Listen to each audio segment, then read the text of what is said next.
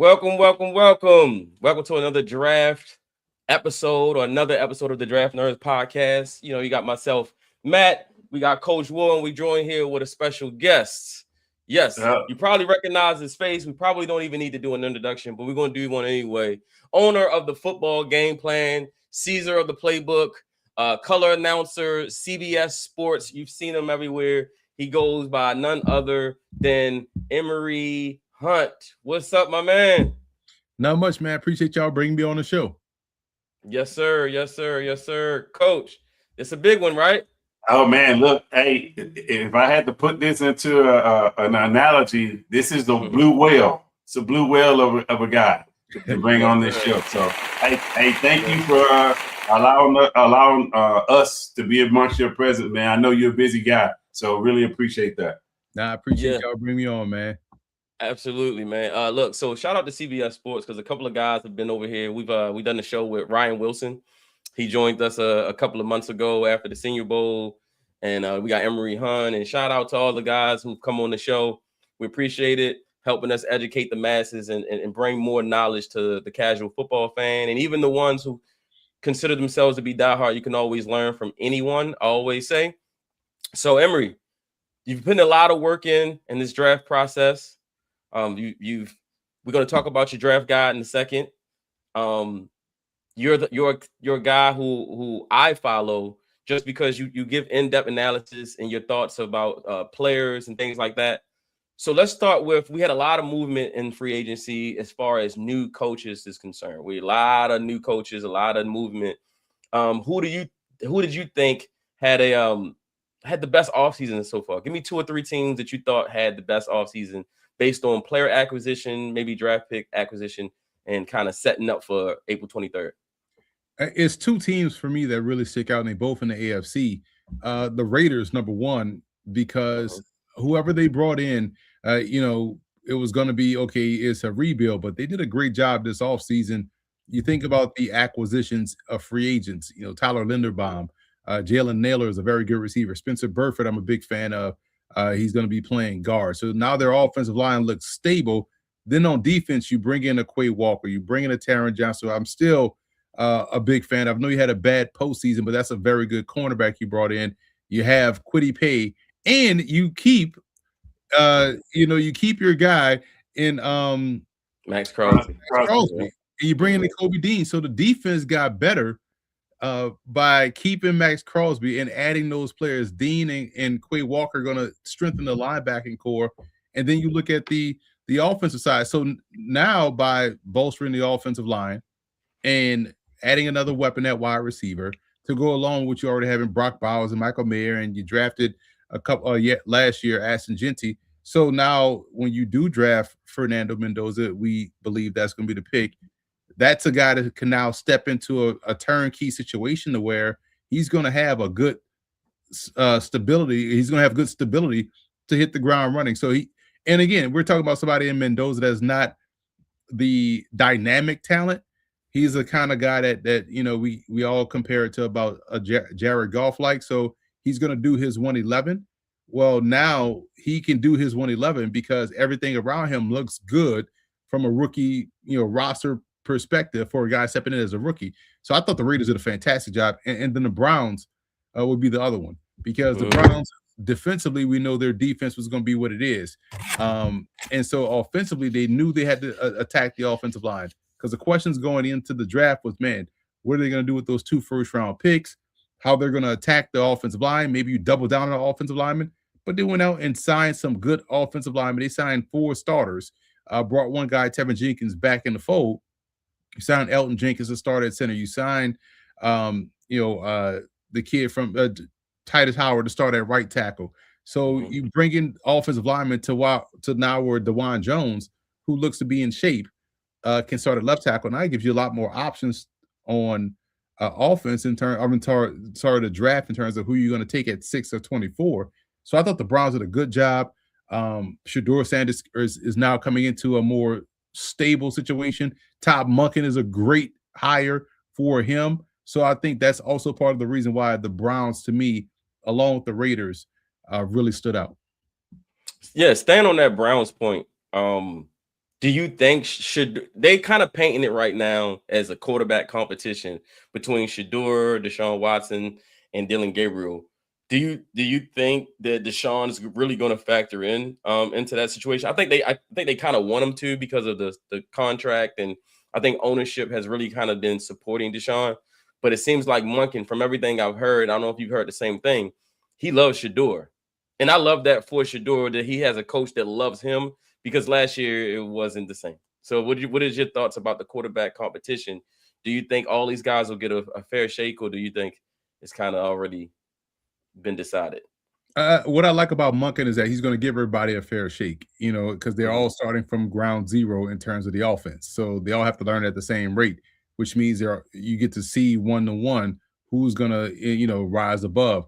For Deshaun Watson, it's about which Deshaun Watson will you see, because, the Deshaun Watson that we saw in Houston is not the Deshaun Watson that we saw in Cleveland. Was it the shoulder, whether it's the knee, whether it's both Achilles? So you haven't seen Deshaun Watson physically yet. So Shador, started the games last year, the last 7 games. I feel like he's a leader in the clubhouse. And Dylan Gabriel is someone that probably, and the reason why I find it fascinating that people are just disregarding Dylan Gabriel after they tried to tell us that he was better than Shador Sanders. But the fact of the matter is we've seen every quarterback that played under Kevin Stefanski leave Kevin Stefanski and look better. So why wouldn't we expect Dylan Gabriel to look better than he did last year, right? So I think we'll see the best of all 3 quarterbacks, but I like Shador Sanders to win that battle, and I do feel like he's a leader in the clubhouse going into the offseason.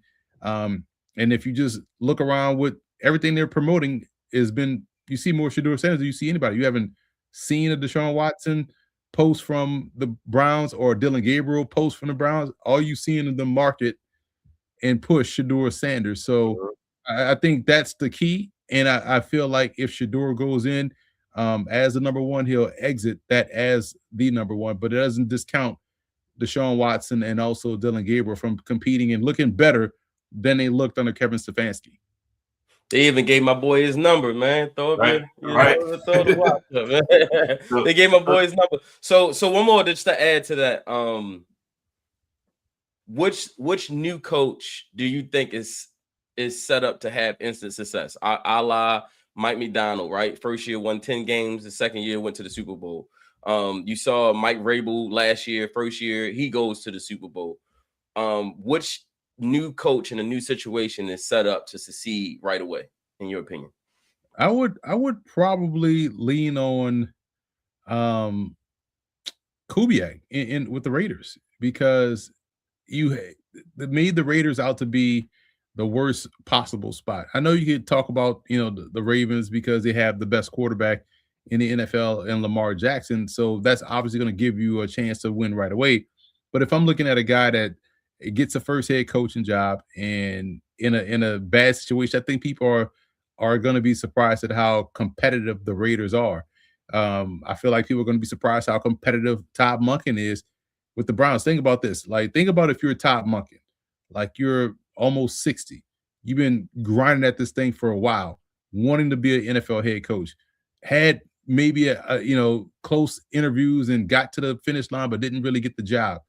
And so now you get this opportunity, man, you about to seize this opportunity. This is all you've been working for. So imagine how grateful and gracious he is to have that opportunity.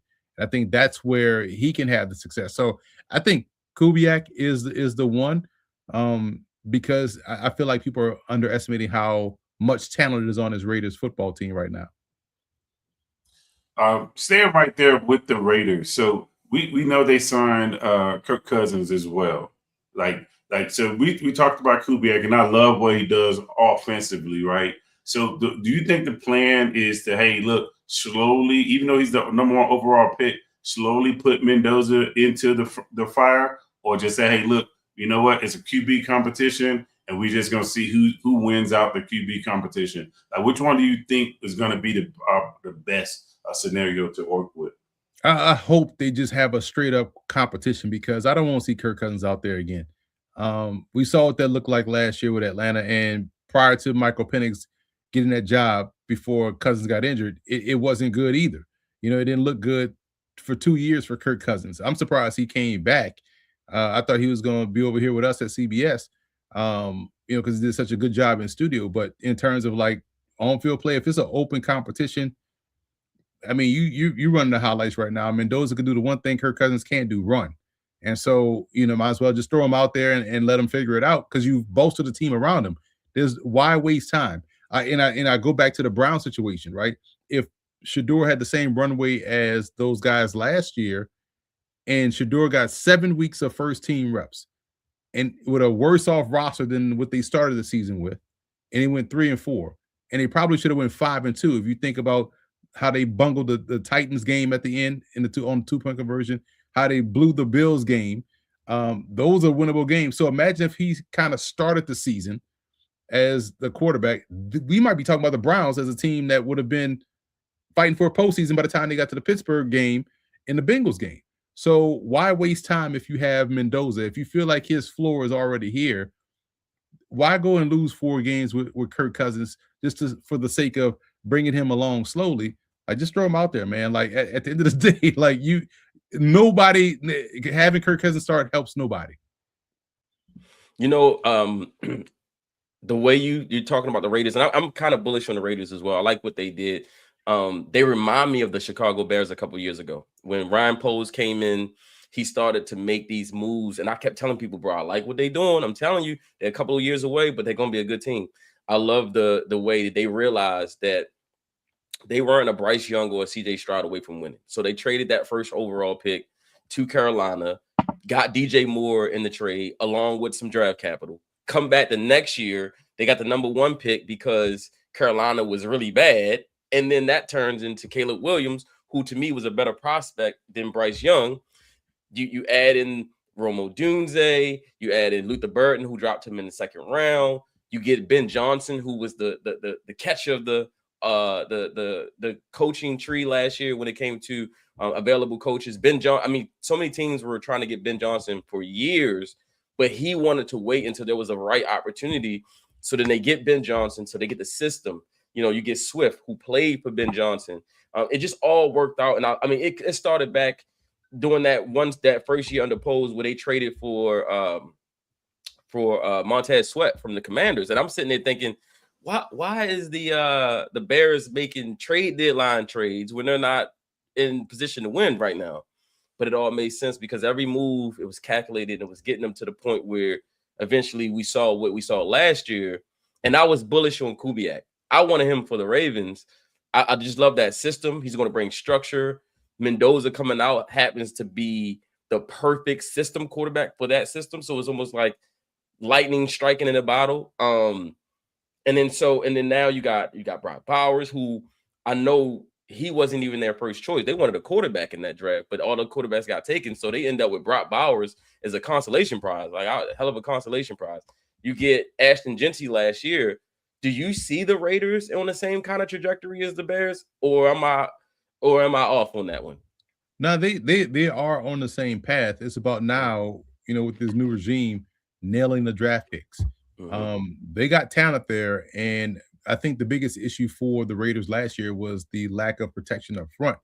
And I feel like if we like Tyler Linderbaum, if we like Spencer Burford, Colt Miller's still there. You know, you still have JPJ, you know, on the other side as well. And I like what they did at right tackle. I'm a big fan of DJ Glaze, too, out of Maryland. So the offensive line now looks better than it did last year. And so if that's going to be the case, then you look at them now having some semblance of an offense, a defense that now got better, and your best player now returns and seems like he's rejuvenated based on how this whole thing went down. I think the Raiders are definitely going to be a team that's going to be a problem for everyone week in, week out. Now, we'll see if that can translate to wins when you have such turnover. Can you quickly get it going the right way? But we've seen that over time, over the course of history, that sometimes it only takes one coach a season to come in there, quickly turn something around and have success. You think Brandon Powers Johnson moves over to guard? I think that's a natural progression for him, right? He'll move over to guard. For Jackson Powers Johnson. Jackson Powers Johnson. Yeah, Jackson Powers Johnson. Yeah, of course. Yeah, I think that's an easy given. So now you have him and Burford as your guards and Linderbaum as your center. Whew. Listen, that broke a lot of people in Baltimore's heart. Linderbaum walking away, but let me tell you, $27 million. Hey, God bless you, brother. You know, like you get no one expected a center to get $27 million when Creed Humphrey is only making 18. So, give him a hug, and tell him I love you on the way out. Yeah, that's all you can do, man. So yeah, we'll pivot a little bit, Emory. I want to talk about something that's hot off the press for me, at least. I know you've been doing it for a while. We want to talk about this your draft book that you have, this infamous draft book, multiple 3,000 athletes in it, all kind of write-ups and all that good stuff. I'm talking about just like, hey, look, if you don't know anything about the draft, this right here is like the end-all, be-all. Like, hey, look, this is going to get me culturally appropriated with the draft itself. Can you just talk about how this thing came about? Because to my understanding, your first one was in 2020, correct? Correct. And what happened was, football game plan has been in existence since 2007. We started as a website, and then in 2009 we added a YouTube channel when nobody was doing YouTube. And so when I was doing, and we didn't start doing draft content until maybe 2010 on a YouTube channel. And what I was doing was I'll grade, the players, and then I'll just make it in a nice, concise YouTube video. We'll just have my player grades on it, right? But I found myself going in the comments because people go, well, how do you have this guy rated here over this guy, but they got the same grade? So I'll be answering basically with my scouting notes, because I have binders here in my office that still have those write-ups on paper. So in 2018, I'm like, man, I kind of want to do a draft guide. So I created a template to do one, but I just never did it. And, and so 2020 was the first one because COVID had us all sit down, and it was like, all right, well, now I got time to do it, right? So put all my, this is a great way for everyone to now understand my grades, how I came about it, what I saw, which games I watched, and it holds me accountable. So you could say you like somebody, and then what did you write? What did you say? And you're like, yeah, you know what? That is true. I did say this. And you can see whether you're right or wrong. And so it was cool to do it in 2020 because this is right as COVID was happening. And so I just come off all my All-Star game circuits. I go to all 8 All-Star games. It was 9 at one point in time, but we don't have the NFLPA game no more. So I'm at all All-Star games. And my whole thing was, if I'm going to be at these All-Star games, you might as well have a write-up on everybody you watch. Otherwise, what's the purpose in going? And so getting there, and a lot of times we're the only draft analysts there. And what's cool is the fact that, one, you see all these players, so you get a true one-to-one on who's true height, who's true weight, all that stuff like that. But now you get to compare, the dude you've probably watched all season at Morgan State dominate at Morgan State, but now he's here at an All-Star game. Let me see how fast he really is, or how strong he really is going up against this dude from Kansas. And so that's what the purpose of, going to the All-Star games and things of that nature. But also when you put together this guide, it not only helps you in terms of understanding who's in this upcoming class, but it gives you a great sense of what else is going on around the league. Because if someone has purchased a guide from me from 2020 to now, they'd have over 6,600 scouting reports. And so that tells you would know virtually about everybody in the NFL, CFL, UFL, and that kind of helps you understand how good rosters are. So when I talk about, man, this team needs, some people may say this team needs a receiver. I'm like, nah, the answer is already on the roster. You go and look at a guy that's maybe the 4th string receiver on the roster. They probably got a plan for him, and he's actually really doggone good. So don't discount him. And so you kind of can see who has good depth, who has holes, and who can win on Sunday. And it kind of helps you out become a better fan. It's a guide that you can use year round for the draft, during the draft, after the draft, during preseason, and throughout the regular season, as we know the rosters tend to be transient. So it's been fun. I wish I would have done it in 2018. And so what was cool about it is that it's all my thoughts. So if I have a case in point to bring it back full circle, for the Ravens. This is, I want to say, maybe 2 or 3 years, probably 3 years ago.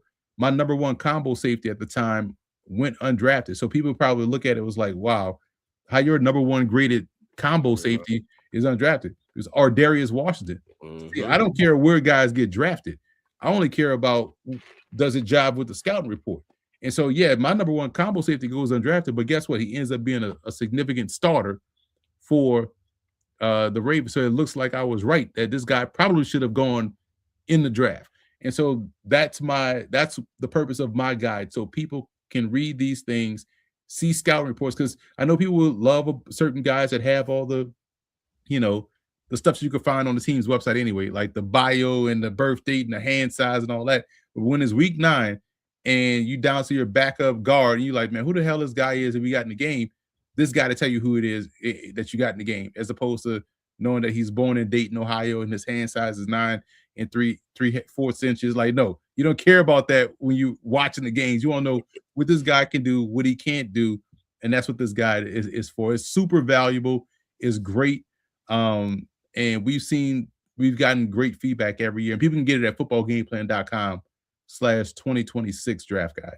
Hey, look, guys, this book, as Matt is scrolling up and down, right? Like, this book is like, my goodness, like overloads of information, right? Because he doesn't have, you guys see it, he doesn't have just the big school and the top athletes. He has guys from all over in this particular book. And then the other sweet part is the sweeten the deal. This book is less than some of your subscriptions you're paying every month. And it's a one-time thing. It's a one-time thing, and that's it. $25. Some of us waste that on Netflix every month. Right? so at the end of the day, if you want to get smart on the draft, you want to feel like, hey, look, you are more accustomed to some of the guys that's on your team. I recommend this book 10 out of 10 and more each and every day. Every time I look at it, I picked it up. We got the digital version of it, and it's awesome. It's a great tool. So really good job on this particular book, man. Yeah, absolutely. Great job. Let me tell you something, man. So this reminds me of when I was a kid. See, I try to tell people, like, when I first started getting into the draft, I was like a kid. I was like 11, something like that. I was playing football, but I always loved the draft. I always loved just going beyond with like normal people just kind of watching the game. And so, when I was a kid, there was no YouTube, right? There were no YouTube I can go on. There were no Google I can go and just get up any information. I had to go to the library, and they used to have these draft guides, these football books, these draft guides, these magazines where I could go in there and I could read them, and it would give me, just like Emory's book here, it would have all these prospects and these write-ups and these draft grades and these thoughts on these players. And that's how I was able to follow the draft, because you're only getting but so much information on the network television shows, right? They're not covering guys down here at Toledo, right? Or Jackson State. They're only covering the guys who are going to go top in the draft, because they're really catering to the casuals, right? But so a person like me who was like really into the in-depth, I want to know about everybody, you had to go get a draft guide. You had to go get a book, a magazine. You get the newspaper and look at the local write-ups for the prospects and things like that. And that's how I kind of got into it. So that way, when I watch the draft, outside of the first round, I can still follow along and say, okay, I remember reading about that player. I remember seeing about this player, as opposed to like, if you watching, you have no idea who these guys are. You're like, who is that guy? Is he good? Right. It makes the experience more enjoyable when you're in the 5th round and you still know who guys are, because of Emory's draft guide, right? Because of other guys out there who have draft guides, who put in the work and put in the amount of effort to make sure that you are a smart football fan, that you can be educated and you can know about these players outside of what ESPN and NFL Network tells you about them. Because they don't go in depth. They just don't. They're going to tell you, they're going to talk about Fernando Mendoza for 6 months. They're going to talk about, Jeremiah Love, and they're going to talk about Mekhi Lemon. Nah, if you want to know about these prospects, you want to know about every guys that are going to go in the 7th round, undrafted free agent, this is what you need. Get this draft guide, and you'll be happy. It's worth the money, like Coach said. It's an easy read, man. It's straight bullet points. It's not overly wordy. It's a simple, and I've had people that call games tell me like, yo, this has been super helpful. They call NFL preseason games like, man, this has been a great resource for me, because you know how the preseason roster is. You got 90 guys, and you may not know the guys that are playing the bulk of the game, right? Is second through fourth quarter. It's all guys that are fighting for roster spots, but this guy can help you navigate through that. And that's why I'm proud of it. It's a labor. It takes me, but here's the other part too that people need to understand. That has over 1,200 scouting reports in it. It's the largest guide out. No one will ever have more than me.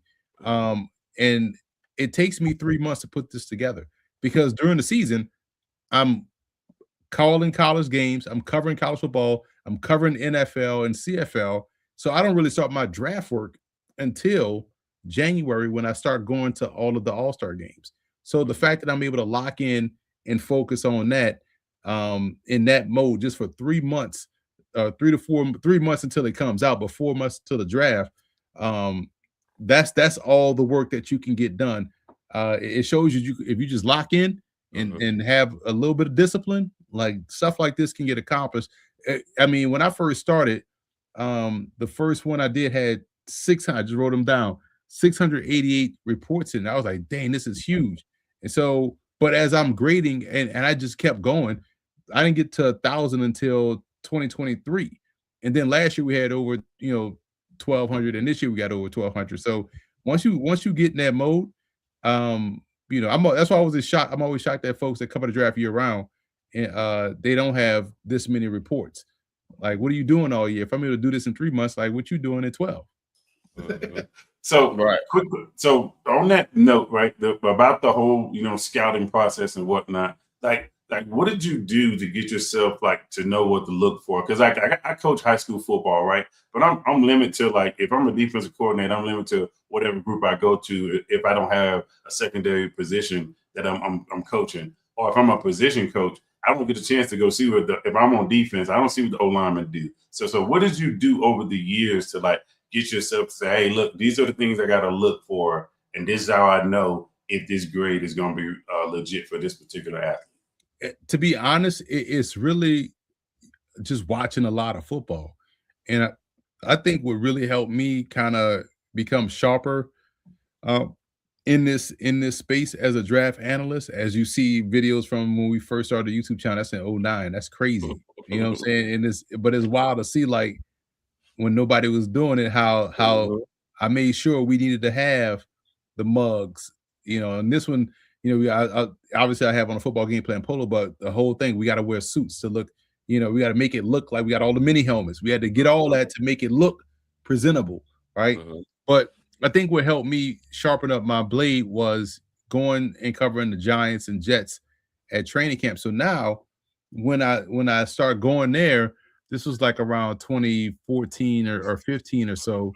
So now I'm there every, April, May, June, all throughout from spring OTAs to training camps and preseason. So being there all the time and seeing what pro athleticism look like and seeing it, okay, body types. And now you take all of that information of just being there and watching what pros do and then taking that back to now you able to really just cross out and just cross check and all right, yeah, this he may be good, but this might be better suited to go play in Canada, and going watching CFL games up there as well. And so, okay, this is probably best as an indoor football player. Your blade is sharper because now you know what works at the NFL level, what won't work, will probably work at some other football level. But it's just about being around pros and seeing that now I'm able to whittle down because I played with guys that went to the NFL, so I know what that looks like at the collegiate level.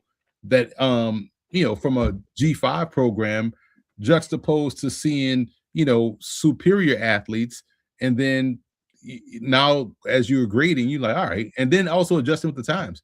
We were talking pre-show. When I first got in this thing and grading the running back position, it's like I'm still thinking of it in terms of how I played the position and how the game was. And this I formation, hit the hole, get downhill. But then now as I'm in the space, the advent of the zone read was coming about. So it was like, man, these dudes running through gaping holes. It's hard to really, I can't say he has great vision if the hole is already there for me, just running fast through a wide open lane. But then you realize this is how the game is. This is their game. Your game has gone. So now you got to adjust to how the game is being played. And I feel like we see this a lot of times with the various anonymous scouts. Sometimes they still want to look at the game from their lens of which they played or coached. So you got to be willing to evolve, and you got to be around pros to see what that looks like, so you can not be spinning your wheels and looking at a guy that doesn't even have a pro body type, let alone skill set. Hey, Emory, how many yards would you have back in the day if you got the chance to play in the RPO system? Oh my God, I'd still be playing. Still playing, like he'd still be running. Still be running. It's tough though. But that's why when you see somebody that kind of reminds you of an old school way, they stand out, like a Jahmyr Gibbs. So that's why I was like so hell bent on him being RB1 that in his draft class. I was like, he got it, like, and because it reminds you of some old school, that how it used to be. And so it's just, but I feel like just being around those pros really kind of like seeing how I remember Giants camp one year, man, looking at the secondary, I think, and he was in the latter part of his career. And it was Dominic Rodgers-Cromartie, and now he's playing sort of a safety role as opposed to just playing corner. And I'm looking at how athletic he still is, early 30s, and it's like, man, this dude, like, and just body types of linemen, like linemen look like tight ends, and so when you see somebody and you just like, yeah, he might be a good player for his level, but he ain't got the body type to handle the pros. So to kind of piggyback off your running back, when you say you saw Jahmyr Gibbs, do you see similar things from Jeremiah Love in this draft? I see. He's one of those backs that you just like. That's a first round talent. When anytime you have a back that has if that has the ability to go hit the home run from anywhere on the field, that's the back you want. That's the back you take in the first round. If he came out last year, he'd be my running back, my RB1. Because over Genty. Genty, I felt like was more a volume guy.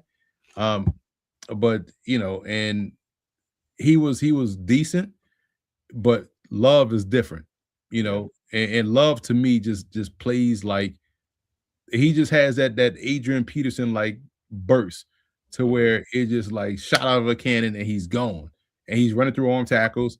He's gonna outrun you too. Genty was more of a break tackles guy. So that's why I compared him to Emmitt Smith, because growing up, the whole arguments we were having in school, Emmitt versus Barry, like, man, you could see the it with Barry, like saw what made Barry nice. Right. Emmitt was like, I'm still trying to figure this out. Like in that end of the game, he got 25 carries for 175 yards. You're like, man, but how? He had that ridiculous offensive line. That's one. And he was just consistent. He was just consistent. He was strong. He was balanced, and that was Ashton Genty. But Barry, you saw the wiggle, the agility, the explosiveness. So it made more sense that, oh yeah, Barry is this. But watching Emmitt, he's like, how is he getting all these yards? Right? How is that happening? But that's the difference. That's what made him. And Genty is not a bad player. It's just that if I had a choice, a preference, I would probably choose the more explosive back, and that's Jeremiah Love. Yeah, he is explosive. His ability to put his foot in the ground, the start and stop ability, the ability to kind of like go from 0 to full speed in like seconds, it's definitely rare, man. It's definitely rare. I watching him, I definitely see shades of like, this is my comp. I said when I first saw him, and I always write down my first instincts of like my first thoughts when I'm scouting a player. First thing I said was a more physical Reggie Bush. Think about Reggie Bush when he came out, and imagine if he was a little bit more physical. That's Jeremiah Love. I mean, because when you watch his highlights, he does a lot of the things Reggie Bush did, jumping over people, spinning over people, going one way, reversing field, scoring a touchdown. But the thing that separates him from Reggie at this time was he'll run you over as well. Jeremiah Love, he'll run you over as well. So, and Reggie wasn't doing too much running over. Reggie got more physical later in his career. Like I remember him with the Lions. I think he had a 1,000-yard season with the Lions, and he was running with power. And I'm like, okay, this is something new out of Reggie Bush. But at that point, he had kind of built himself up. I think obviously Reggie was ahead of his time. He would have been perfect for today's NFL as opposed to back then. But Jeremiah Love is like that that okay, if you could take Reggie Bush and put him in today's game with upgraded attributes, I think Jeremiah Love is that guy. Look at that, ridiculous. All right, so going from a top 5 prospect to give us some of your favorite day 2, day 3 guys. You mentioned Darius Washington earlier and how he was a guy you were really high on, regardless of the fact that he went undrafted, because when we scout players, we're not scouting them based on what round they go, based on where they're going to get drafted. It's based on their level and their skill and what they can do for a team. So who are some of your favorite day 2, day 3 guys that you think people should watch out for? I'm a big fan of what Mason Rager put out there on film at Wisconsin, the edge rusher. And then he maximized his opportunity at the East-West Shrine Bowl, went out there in the game and had 3 sacks and 1 defensive MVP. So you're able to do that when everybody's watching at an all-star event. That helps you out. So Rager to me, and he has a great sense of timing, man. Like anytime they needed a big play, he was making a big play. And he's a 6'4", 250 or something like that. So he got good frame, good size, and good rushing ability. I also like Aiden Hubbard. I think his tape I was shocked grading his tape out of Northwestern. And I said I think I compared him to Connor Barwin, who had a nice long career in the NFL, was very athletic. I think Hubbard does a good job as well. One of those guys you can see on day 3 getting drafted out that Northwestern program. And I like Trevor Pena, the receiver from Penn State. Just, physical, meat and potatoes guy, like possession guy, blocks well, has the ability to break a tackle, consistent, strong hands. Those type of guys tend to have long NFL careers. And if I had to throw out a small school guy, give you a Morgan State guy, obviously Eric Hunter was tremendous at both the HBCU Legacy Bowl and also the American Bowl. And I like the fact that, because I called a lot of Morgan State games, so I've seen the entire career of Elijah Williams. I was on the call where he broke the sack record. I remember Christopher Robinson was a phenomenal pass rusher who didn't get that opportunity, when he came out. But that set the table for guys like Elijah Williams and now Eric Hunter. And so Hunter has the frame. He's 6'3", about 235. What I saw from him at the American Bowl was how well he was able to compete in coverage, not just running with tight ends and backs, but also turning the ball over. And he did the same thing at the HBCU Legacy Bowl as well. So he didn't even have to participate there, but he did. It shows you the type of character he has, and went out there and did exceptionally well. And he just ran 4.4 at the HBCU Pro Day Showcase at the Commanders facility. So I think that's someone now. I thought Elijah Williams was going to get drafted last year, but he didn't. He ended up signing prior to free agent, and now he started some games last year for the Vikings, and now he's entrenched. But I think Hunter has a chance to really get drafted. Yeah, he actually just participated in the Ravens local pro day. So the Ravens do a local pro day for like Maryland athletes, local guys, and Eric Hunter was just participating in that local pro day. So I love the local pro day, because that's where a lot of these guys who kind of go under the radar because they're at the smaller school, that's where they get a chance to get on the field. And those scouts are sitting there, and those coaches are sitting there, and they saying, hold on, we need to go back and watch the tape on this. You know what I'm saying? We need to go back and watch the tape, because this is right here, and it's impressing me in person, which is why I do. Listen, I value tape. We talked about this pre-show. I value tape over everything else, right? It's about the film for me. Like, what you do on the grass matters most, but there is valuable information that you can gather from a combine, from a pro day, things that make you go, let me go back and watch the tape, because this guy's kind of standing out. He's doing some things that we're impressed with. Now we go back, give him a second gander on the tape, and we're like, hold on, okay, let's move this guy up a couple of rounds on our board, because we was able to gather some new information. So, like some of the guys, Coach, your thoughts on some of the guys that Emory brought up? Oh, I love it, and that's gonna be one of my next questions to you. Is that so? Like, we hear about guys not getting invited. We hear about the HBCU combine and all that good stuff. Like, what would that look like if we were to say, hey, look, not so much of expanding the numbers, but whoever we invite, just put everybody all together. So now we can get that 100% at all kind of competition going against one another. Because I would love to see, like, all right, an Alabama State guy going up against an Ohio State guy. And let's see what it looks like. And because I do believe in some instances you'll see one of those smaller school guys rise to the occasion. And I think if we get something like that, now we're sitting here saying, hey, look, there is no more, hey, I got to have this subscription to see these guys, or I got to go to this particular stadium to see these guys. All of them going to come in one particular spot, and it's going to be mono a mono. So if something like that is possible, and what would you think about something like that? It's tough because there's so many prospects out there.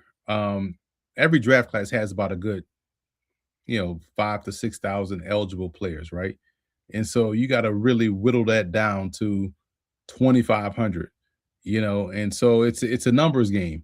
And now with the expanded college football schedule, you're pushing the season, and we're playing college football like January 20th. That's just crazy, and so they have to really adjust that.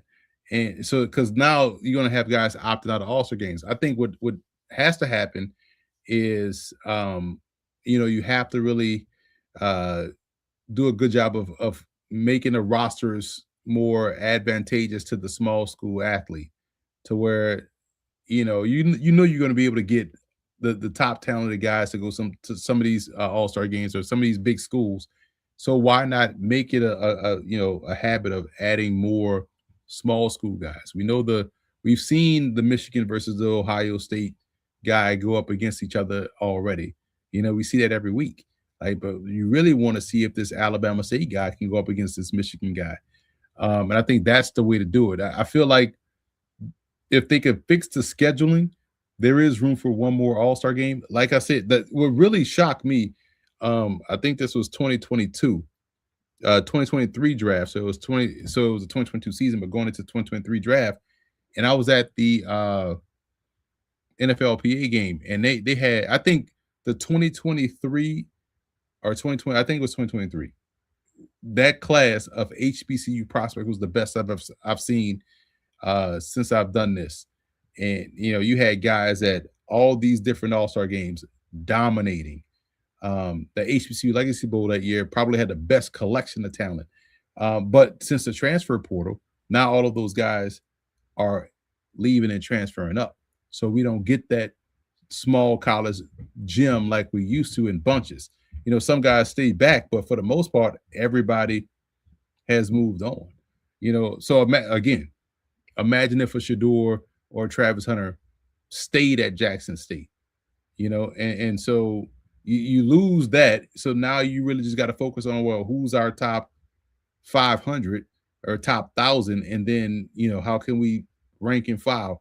So in terms of the combine, I think to more of your question, if they just figure out who's going to compete, then invite those guys, because there's guys that want to go out there and run and compete in the drills that will do all the drills, as opposed to guys that go there, interview, test, medical, and then don't compete in the drills. Man, you just took a spot away from someone that probably want to go out there and showcase their speed, that was willing to go out there and do the drills and get the one-to-one. I think that's something that they could do, practically at the combine, is then make sure you have guys there that are going to go through all the drills and run the 40 and do all the jumping and everything like that. Well, speaking of competing at the combine, I'd be remiss if I don't talk to you about one Ruben Bain, who did not participate at the combine. Has been a lot of conversation circling him right now when it comes to, well, what position is he going to play in the next level? Is his arm length too short? Is he too short? Is he too small to play 4-3 DN? Is he not athletic enough to be a 3-4 outside backer? You got former NFL players coming out saying that, the people they've talked to think it's an issue and think it's a problem. What's your thoughts on Ruben Bain? Do you think the size does matter, or the lack of length matters with him? What's your overall thoughts on Ruben Bain? I don't think it matters because if it did, we would have seen it manifest itself in his play out there on the field.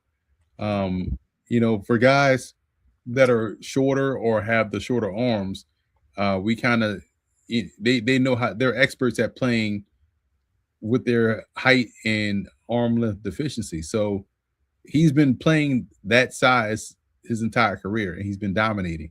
So I have no problem. And again, where do folks believe these NFL players come from? They come from college, and he's going up against dudes that they're going to play in the NFL. So it's not like we hadn't seen him do it against NFL caliber players. So I have no worries about Bain and what he can do moving forward. Yeah, I hope that whole messaging and that smearing continues so he can drop to the Ravens at 14. So look, listen to me. I love the fact that you brought that up because it's like, are there not people in college with 36-inch arms or whatnot? There are people that are all different kind of magnitudes of players and whatnot. And I just love the fact that we think this guy's going to fall off the face of the earth because he has shorter arms. And the other thing is, it's not like you still got to go out and block him. Right. So short arms or not, you still got to go block him as a tackle. So, yeah. Yeah, absolutely, man. I mean, he's a great player. I do echo coach's sentiments. I hope he does fall to the Ravens because I think they wouldn't have a problem with him. Because you can go back and look at the Ravens' history and see players similar to him. Guys like Courtney Upshaw from Alabama, right? He was an outside edge rusher who didn't have the prototypical measurables, but he was strong as an ox, can set an edge, and he could occasionally give you production, on the quarterback as far as sacks is concerned, right? And a guy like that, you can move all around. You can line him up and blitz him from in the middle of the field. You can bring him off the edge. You can bump him down as a 3 technique. There's different ways. If you're creative enough, you can use a Ruben Bain all day long and get production that you need. I think he can help a team. I do think it is interesting though, just to hear the different talking points from different people about him. Is there any other players in this draft that you feel like is getting unfairly critiqued, or do you think people just got it wrong on? Is there any other players besides Ruben Bain that you feel like you've heard things? It's like, nah, man, they got that kid wrong. Here's my thoughts on it. To be honest, I don't know because I don't listen to nobody. not from an ego perspective, but because in order for me to put this guide out, I gotta have clear mind. Like you don't have the app open, Twitter open, can't watch TV shows, you can't do none of that. Like you just got to focus. So I'll be surprised now to see what people are saying. I do know before as I was coming up out this tunnel of creating this guide, I still see we're still talking about Mendoza and Ty Simpson. So I'll be glad when everybody realizes the draft is bigger than 2 people. I haven't really. You was on your Aaron Rodgers darkness retreat. I was on my darkness retreat. And I saw the light at the end, and I peeked my head out and like, oh, they still talking about the same 2 players. Like, all right, well, let me just get back in here and knock out these DBs. So I don't know. I don't know what people are saying. I'm excited to find out that people like, oh wow, that's way off. Like, that's okay. So I got one for you. Arvell Reese. Is he an off-ball linebacker or is he an edge rusher? What do you think his natural position in the NFL should be, regardless of where they're going to try him at? What do you think he should be as far as a player? He should be whatever the game day specific matchup requires. I think that's the beauty in Arvell Reese. So this week, you're going to be an off-ball linebacker. This week, you're just going to straight rush the passer because we like your matchup against this tackle. This week, you're going to kind of have to play both because this team kind of gives us different looks and you kind of match up for both.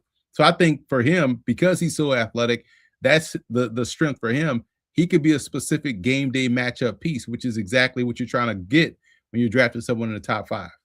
Agreed. Okay. And then I got 2 or 3 more for you. Peter Woods. I'm gonna just rapid fire, and you just give me your thoughts on him. Peter Woods. I think he's another one of these Clemson D linemen that that's gonna be better pros than he was in college. Just like I thought Dexter Lawrence is gonna be a guy that has pass rushing potential, even though people thought he was just a 2-gapper. Like, no, if you look at his ankles, he has the ability to get off the way. He has skinny ankles. He has good twitch. They were just asking him a 2-gap. But if you get him on the upfield shoulder, he could collapse a pocket. I see Peter Woods. I like the fact that they did move Peter Woods around. So I think we'll see the best of Peter Woods moving forward. Like it. Denzel Boston. So he reminds. I just did a comparison on CBS Sports Network earlier today, and we talked about Denzel Boston, and my comp for him was Nico Collins. People see Denzel Boston and think he can't win. He can only win one way, but he can win short. He can win intermediate. He can win deeper down the field.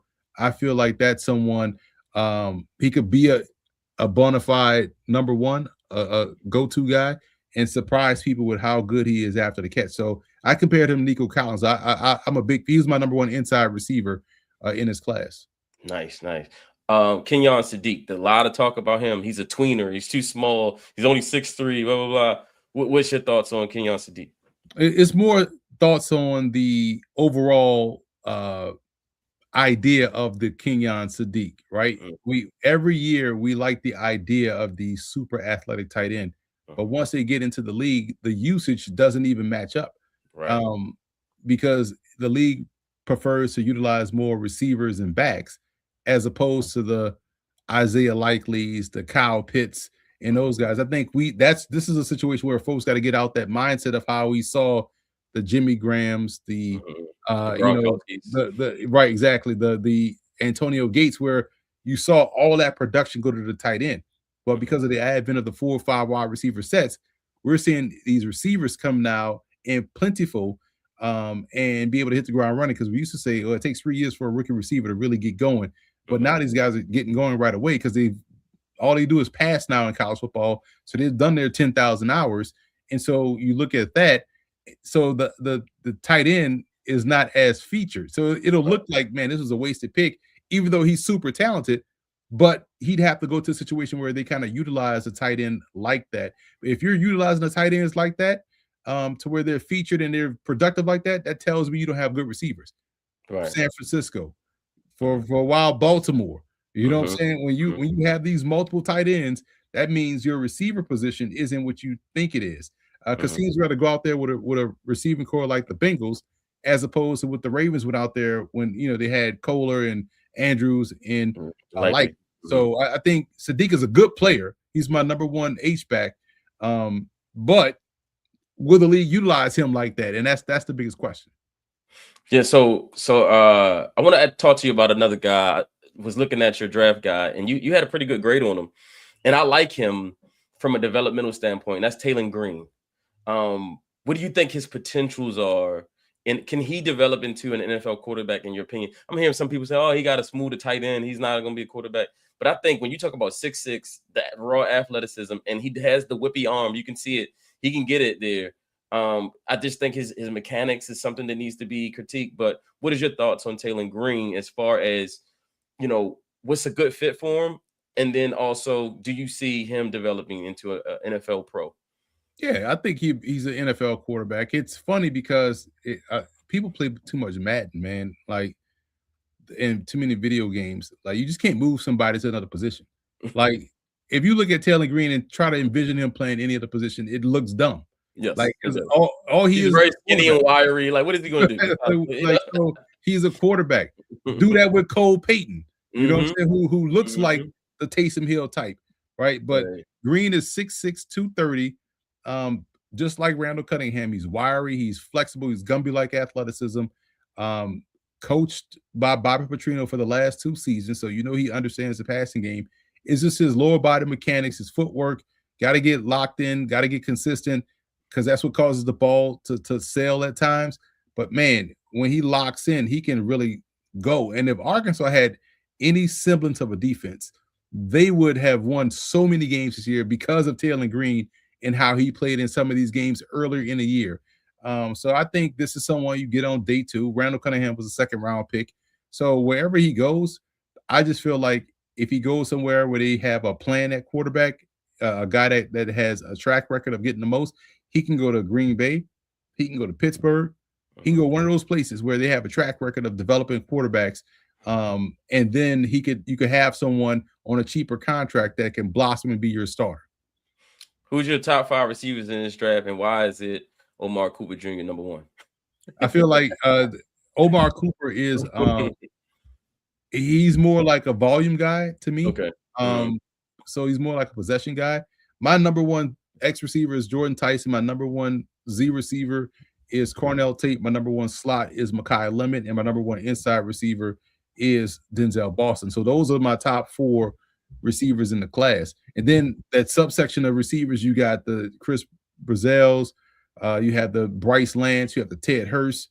You have all of these guys that can really just go out there and just flat out play. Brendan Thompson, the outside receiver that's built like a slot receiver, but he can go out there and get deep down the field.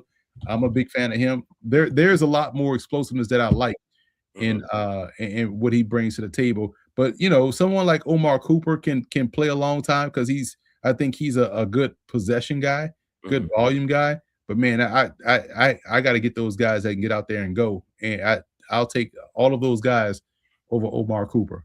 The last question before Coach takes over. Chris Brazel. So obviously, my belief, and I'm sure you share the same belief, is you scout the player, not the helmet, right? But we've all seen TCU and Tennessee has struggled to put out wide receiver production in the NFL, right? It's because of the type of systems they run.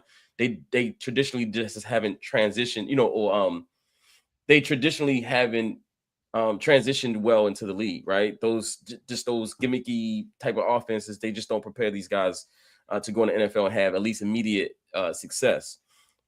Is Chris Brazel different in your opinion?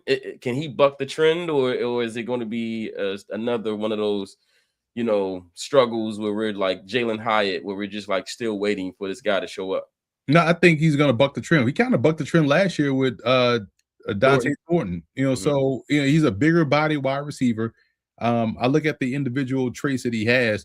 He's very strong, so he can get off press. He's very intent on getting off press. And he does a good job in tracking the ball and getting his body in position to make the catch. So I think so. I think for him, he has the wide receiver skill set that you want to see, regardless of the offense that he's coming out of. Similar to what we saw last year with Thornton. All right, Coach. Yeah, so I don't know how much you follow the Ravens and how they're constructed, right? So if it were you, based off how this draft is aligned and the people that's going to be available, the Ravens pick 14, 45, and I think 80, right? Which position group you think like, hey, okay, I can strike on this position group later on in the draft and still get the benefit, even if it's not like a starter. If somebody say, hey, look, I'm gonna be a contributor, but not a day one starter. So, like for instance, with their first pick, you got a certain position group you think the Ravens need to target, or a certain position group they can wait on and say, hey, look, we'll pick it in the second part of the draft. Well, I will answer it this way. If certain players are there, they fit what I would want the Ravens to take. Obviously, if Bain is there, you take him. First of all, if Bain is there, something went wrong in the first 13. So you definitely take him there. If Mansour Delane is there, something went wrong in the first 13 picks. You take him there because that's your answer to Marlon Humphrey. He could either start in a slot, or it gives you a chance to start him over Marlon Humphrey. I think Humphrey's best days are behind him. So those two are plug and play. If they are there, you gotta grab them. I feel like they can wait on wide receiver because you have so many receivers. They can wait on tight end. I know people have been saying Sadiq right there, but we just talked about how usage is crazy. I'm big on guard center guard play. So if you find a stellar standout guard, take him right then and there. So Vega. So you think Vega would be a great pick at 14? Absolutely. Because again, if everyone, and I've joked about this before, and I'll say it again, like everybody, got fooled by big tackle propaganda, thinking that you need the left tackle and the right tackle. Like, nah, you need guards in the guard, because any quarterback worth his salt can step up in the pocket.